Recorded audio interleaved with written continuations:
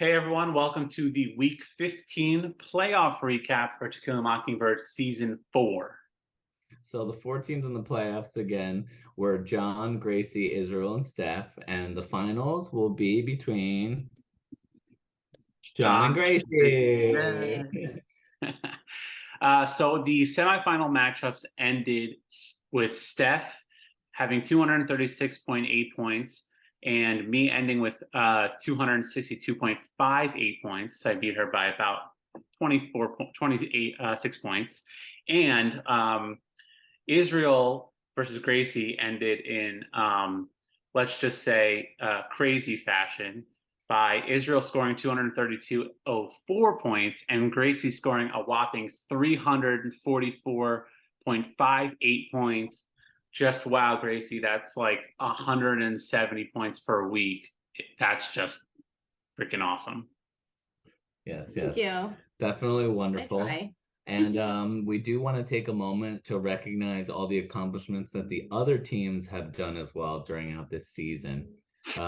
We definitely want to help recognize those moments. So we're going to go down a list with each team. So to start us off, Joe's team was hit hard by the injury bug, losing Javonte Williams, then throughout the season losing Dallas Goedert midway, and then recently losing Kyle Murray.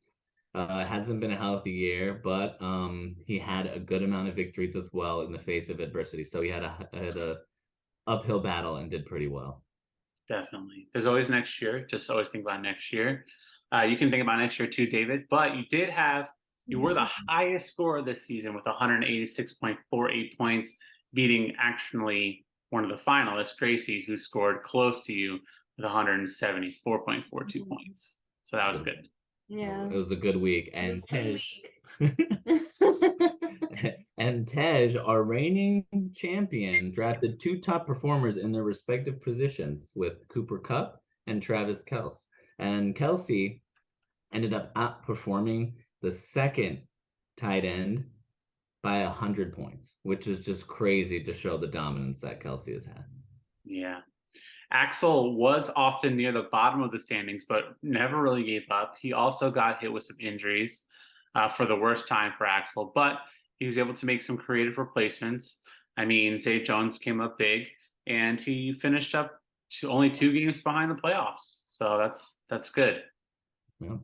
Paris, Alvin Kamara never got suspended but his team played like he sure as hell was gone, except for in week 8, where Alvin Kamara scored 42.8 points against Las Vegas, and that helped him easily win over Tish that week. I still remember last year when he scored like 6 touchdowns on like Christmas Eve. That was crazy. Benji, next in line, Benji trusted his team and drafted Saquon, and that was great. His squads, spoke for themselves. He was also really loyal to his squad. He never made any transactions, or barely made any transactions, actually. He only made 7 all season. So he really fought with his team. James had the biggest balls out of all of us by drafting the Buffalo Bills with the 4th overall pick. Need us forget. And he went for the ultimate bragging rights and still finished middle of the pack this season. So got to respect him for that. He was right there trying to get into the playoffs. Paez, on the other hand, he drafted a lot of high upside youthful running backs, and it paid dividends. But for the second year in a row, out of 4 years, he finished as the 5th seed. So our final matchup pits me and Gracie, the top 2 teams in the standings. We're going to see who's going to come out on top over the next 2 weeks. Yeah. And with that said, let's ask our 2 finalists the most important question of all. How do you see your path to victory, Gracie? Oh, it's easy. I'm just going to psychically know who to sit and who to drop. No, I'm kidding. I'm just going to,